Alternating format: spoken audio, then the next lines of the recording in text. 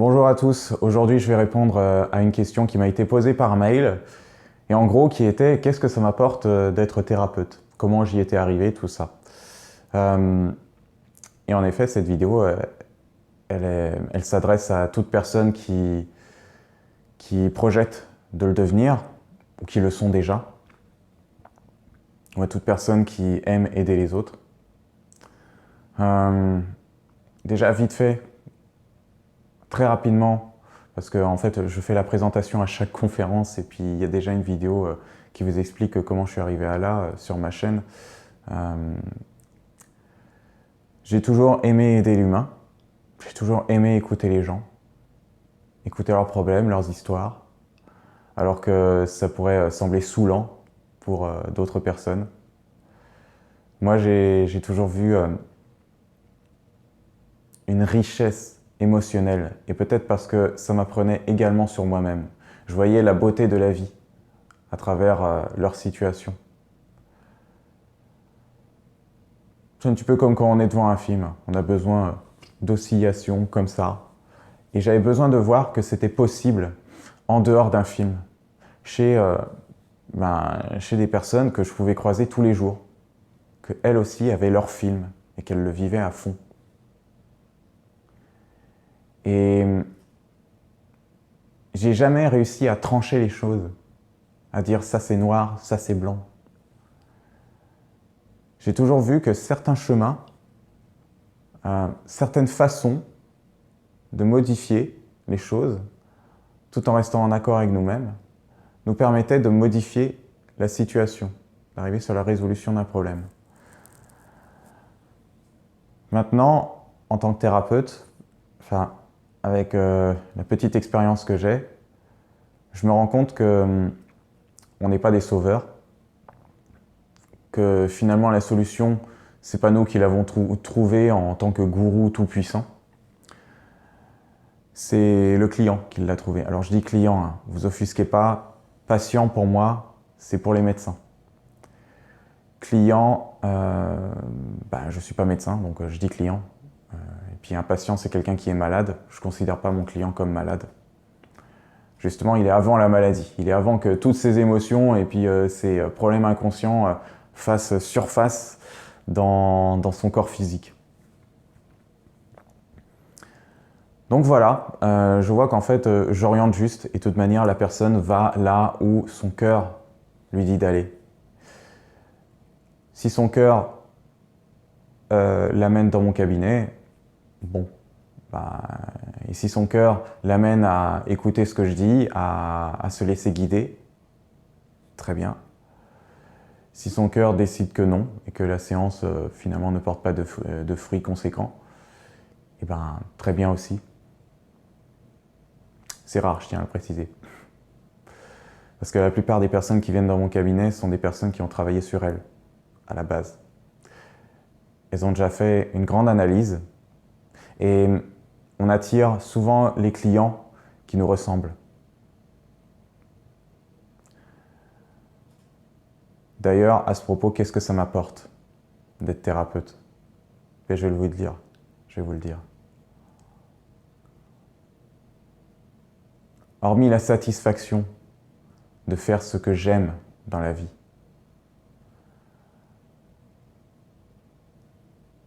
la plupart de mes clients m'apprennent des choses sur moi. Je me vois en eux. Je me vois en eux maintenant. Attention de ne pas faire de projection. Je vérifie qu'ils vivent vraiment bien une situation que j'ai vécue, s'ils la ressentent vraiment bien comme moi je l'ai ressentie, parce que ce n'est pas toujours le cas. Et quand ce n'est pas le cas, bon ben je m'ajuste. Et parfois des clients qui vivent des situations que je vis moi-même. Donc là, c'est plus impressionnant parce que on est durant la séance, la personne nous parle de son problème, et là on se dit waouh, mais c'est dingue quoi. Les choses que j'attire à moi.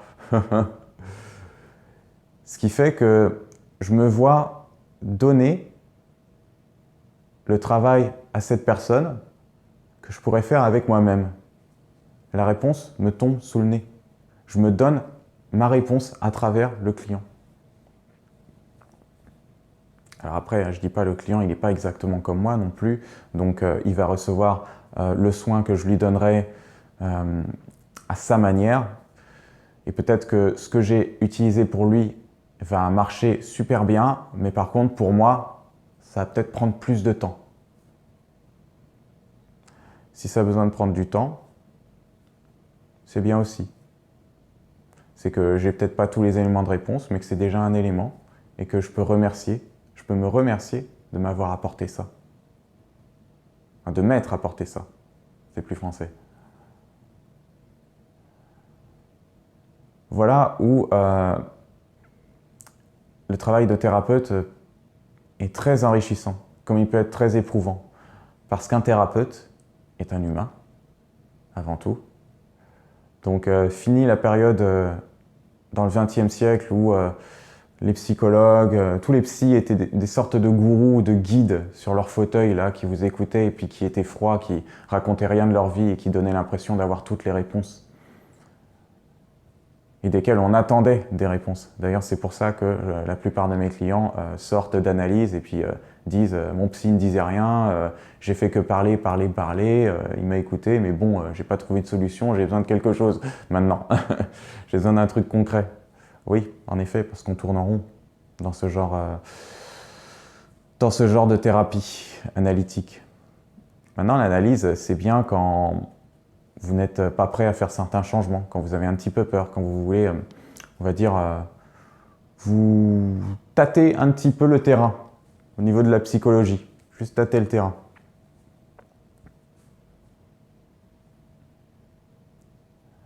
Un thérapeute peut voir d'autres thérapeutes. Moi, ça m'arrive. Bah ouais, c'est comme entretenir sa voiture. Alors, j'utilise rarement ces images bien viriles. Vous ne montrez pas dans une voiture qui n'est pas entretenue. C'est pareil pour un thérapeute. Un thérapeute se met à jour. Parfois, je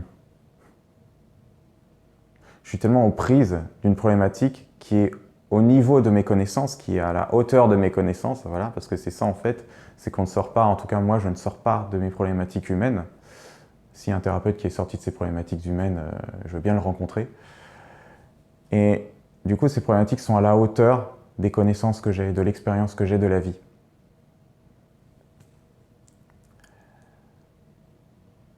Donc parfois, c'est bien d'aller voir un autre thérapeute qui peut avoir un autre point de vue là-dessus, ou m'aider avec d'autres pratiques. Des pratiques différentes des miennes, parce que, évidemment, c'est plus surprenant. D'ailleurs, vous pouvez remarquer, si vous allez voir un thérapeute et que vous ne connaissez pas sa pratique, ben, ça ressemble à une sorte de mystère, un mystère auquel vous vous laissez aller. Et comme vous vous laissez aller à ce mystère, votre inconscient fait tout le travail. Et si vous ne laissez pas aller, c'est que ben, y a une question de feeling, en effet. Et suivez ce feeling, autant auprès du thérapeute qu'auprès de la pratique. Je dirais même plus auprès du thérapeute que de la pratique. Parlez avec, si vous appréhendez. Quelques minutes au téléphone, c'est possible.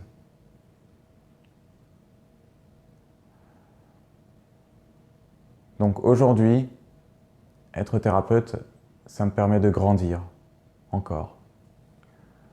Ça me permet de toujours m'émerveiller de l'existence de l'être humain, de sa façon de la mener. C'est mille et une façons de vivre les choses, de les ressentir. C'est mille et un chemins qu'on peut emprunter. Il y en a plus que mille et un, d'ailleurs, des millions. Je pense qu'on ne peut pas s'ennuyer là-dedans. On ne peut que découvrir de nouvelles choses. Parce que comme c'est toujours dans l'émotionnel que ça nous touche, moi je sais qu'après une séance, la plupart du temps, je suis remonté, je suis bien. D'ailleurs, il y a une vidéo que j'avais faite où je sortais d'une séance.